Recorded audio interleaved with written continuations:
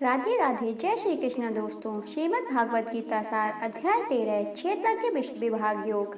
दोस्तों, भगवत गीता के अध्याय 13 में श्री कृष्ण ने क्षेत्रज्ञ विभाग योग के बारे में बताया है। आज मैं आपको भागवत गीता के अध्याय 13 को सरल हिंदी भाषा में सुनाने जा रही हूँ। तो आइए सुनते हैं भगवत गीता के अध्याय 13 को, जिसे क्षेत्र विभाग योग के रूप में जाना जाता है।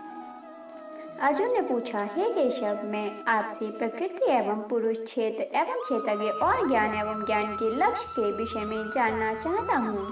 श्री भगवान बोले, हे अर्जुन, यह शरीर क्षेत्र इस नाम से कहा जाता है और इसको जो जानता है उसको क्षेत्रज्ञ इस नाम से उनके तत्व को जानने वाले ज्ञानी जन कहते हैं।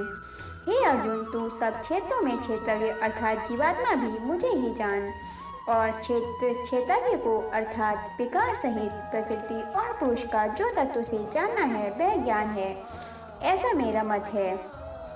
वह क्षेत्र जो और जैसा है तथा जिन विकारों वाला है और जिस कारण से जो हुआ है, तथा वह क्षेत्रज्ञ भी जो और जिस प्रभाव वाला है, वह सब संक्षेप में मुझसे सुन। यह क्षेत्र और क्षेत्रज्ञ का तत्व ऋषियों द्वारा बहुत प्रकार से कहा गया है और विविध वेद मंत्रों द्वारा भी विभाग पूर्वक कहा गया है, तथा भली भांति निश्चय किए हुए युक्ति युक्त ब्रह्मसूत्र के पदों द्वारा भी कहा गया है। 5 महाभूत, अहंकार, बुद्धि और मूल प्रकृति भी, तथा 10 इंद्रियां, 1 मन और 5 इंद्रियों के विषय अर्थात शब्द, स्पर्श, रूप, रस और गंध, तथा इच्छा, द्वेष, सुख, दुख, स्थूल देह का पिंड, चेतना और वृत्ति, इस प्रकार विकारों के सहित यह क्षेत्र संक्षेप में कहा गया। श्रेष्ठता के अभिमान का अभाव, दंभाचरण का अभाव, किसी भी प्राणी को किसी प्रकार भी न सताना, क्षमा भाव, मन वाणी आदि की सरलता, श्रद्धा भक्ति सहित गुरु की सेवा, बाहर भीतर की शुद्धि, अंतःकरण की स्थिरता और मन इंद्रियों सहित शरीर का निग्रह, इस लोक और परलोक के संपूर्ण भोगों में आसक्ति का अभाव और अहंकार का भी अभाव, जन्म, मृत्यु, जरा और रोग आदि में दुख और दोषों को का बार बार विचार करना, पुत्र, स्त्री, घर और धन आदि में आसक्ति का अभाव, ममता का न होना, तथा प्रिय और अप्रिय की प्राप्ति में सदा ही चित्त का सम रहना, मुझ परमेश्वर में अनन्य योग द्वारा अव्यभिचारिणी भक्ति तथा एकांत और शुद्ध देश में रहने का भाव और विषयासक्त मनुष्यों के समुदाय में प्रेम का न होना, अध्यात्म ज्ञान में नित्य स्थिति और तत्व ज्ञान के अर्थ रूप परमात्मा को ही देखना, यह सब ज्ञान है, और जो इसके विपरीत है वह अज्ञान है, ऐसा कहा है।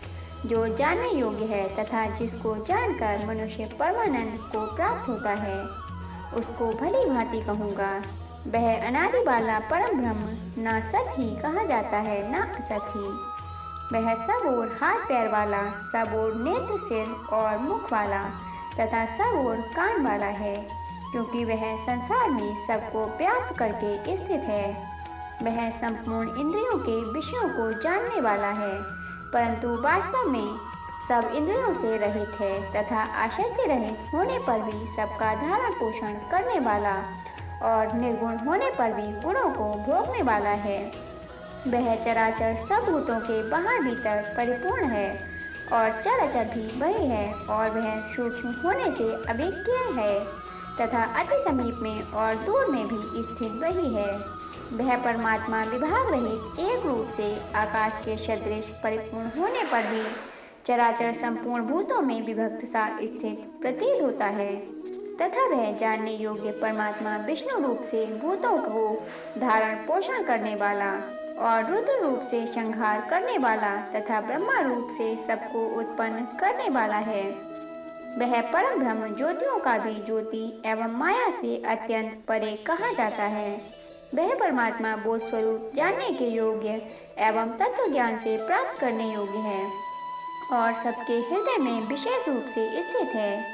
इस प्रकार क्षेत्र और जानने योग परमात्मा का स्वरूप संक्षेप में कहा गया। मेरा भक्त इसको तत्व से जानकर मेरे स्वरूप को प्राप्त होता है। प्रकृति और पुरुष, इन दोनों को ही तू अनादि जान और राग द्वेष आदि विकारों को तथा त्रिगुणात्मक संपूर्ण पदार्थों को भी प्रकृति से ही उत्पन्न जान। कार्य और करण को उत्पन्न करने में हेतु प्रकृति कही जाती है और जीवात्मा सुख दुखों के भोक्तपन में अर्थात भोगने में हेतु कहा जाता है। प्रकृति में स्थित ही पुरुष प्रकृति से उत्पन्न त्रिगुणात्मक पदार्थों को भोगता है और इन गुणों का संग ही इस जीवात्मा के अच्छी बुरी योनियों में जन्म लेने का कारण है। इस देह में स्थित यह आत्मा वास्तव में परमात्मा ही है। वह साक्षी होने से उपदृष्टा और यथार्थ सम्मति देने वाला होने से अनुमंता सबका धारण पोषण करने वाला होने से भरता जीवन रूप जीव रूप से भोक्ता ब्रह्मा आदि का भी स्वामी होने से महेश्वर और शुद्ध सच्चिदानंद घन होने से परमात्मा ऐसा कहा गया है। इस प्रकार पुरुष को और गुणों के सहित प्रकृति को जो मनुष्य तत्व से जानता है वह सब प्रकार से कर्तव्य कर्म करता हुआ भी फिर नहीं जन्मता। उस परमात्मा को कितने ही मनुष्य तो शुद्ध हुई सूक्ष्म बुद्धि से ध्यान द्वारा हृदय में देखते हैं, अन्य कितने ही ज्ञान योग द्वारा और दूसरे कितने ही कर्म योग द्वारा देखते हैं अर्थात प्राप्त करते हैं। परंतु इनसे दूसरे अर्थात जो मंद बुद्धि वाले पुरुष हैं वे इस प्रकार न जानते हुए दूसरों से अर्थात तत्व के जानने वाले पुरुषों से सुनकर ही तदनुसार उपासना करते हैं और वे श्रवण परायण पुरुष भी मृत्यु रूप संसार सागर को निसंदेह तर जाते हैं। हे अर्जुन, यावन मात्र जितने भी स्थावर जंगम प्राणी उत्पन्न होते हैं उन सबको तू क्षेत्र और क्षेत्रज्ञ के संयोग से ही उत्पन्न जान। जो पुरुष नष्ट होते हुए सब चराचर भूतों में परमेश्वर को नाश रहित और संभाव से स्थिर देखता है वही यथार्थ देखता है, क्योंकि जो पुरुष सब में संभाव से स्थित परमेश्वर को समान देखता हुआ अपने द्वारा अपने को नष्ट नहीं करता, इससे वह परम गति को प्राप्त होता है। और जो पुरुष संपूर्ण कर्मों को सब प्रकार से प्रकृति द्वारा ही किए जाते हुए देखता है और आत्मा को अकर्ता देखता है वही यथार्थ देखता है।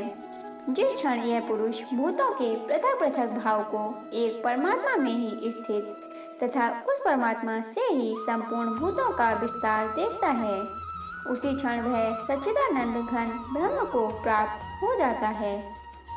हे अर्जुन, अनादि होने से और निर्गुण होने से यह अविनाशी परमात्मा शरीर में स्थित होने पर भी वास्तव में न तो कुछ करता है और न लिप्त ही होता है।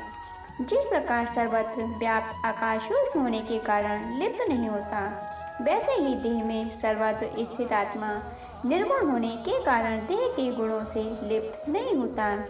हे अर्जुन, जिस प्रकार एक ही सूर्य इस संपूर्ण ब्रह्मांड को प्रकाशित करता है, उसी प्रकार एक ही आत्मा संपूर्ण क्षेत्र को प्रकाशित करता है। इस प्रकार क्षेत्र और क्षेत्रज्ञ के भेद को तथा कार्य सहित प्रकृति से मुक्त होने को जो पुरुष ज्ञान नेत्रों द्वारा तत्व से जानते हैं वे महात्मा जन परम ब्रह्म परमात्मा को प्राप्त होते हैं। दोस्तों, आज हमने भगवत गीता के 13वें अध्याय को सुना। अब हम मिलेंगे इसके 14वें अध्याय के साथ। दोस्तों, यदि आपको ये वीडियो पसंद आए हो तो प्लीज़ वीडियो को लाइक और शेयर कीजिएगा और कमेंट बॉक्स में जय श्री कृष्णा जरूर लिखिएगा। साथ ही यदि आप चैनल पर नए हो तो चैनल को सब्सक्राइब कर बेल आइकन को प्रेस कर लीजिएगा। इस अध्याय को पूरा सुनने के लिए धन्यवाद दोस्तों।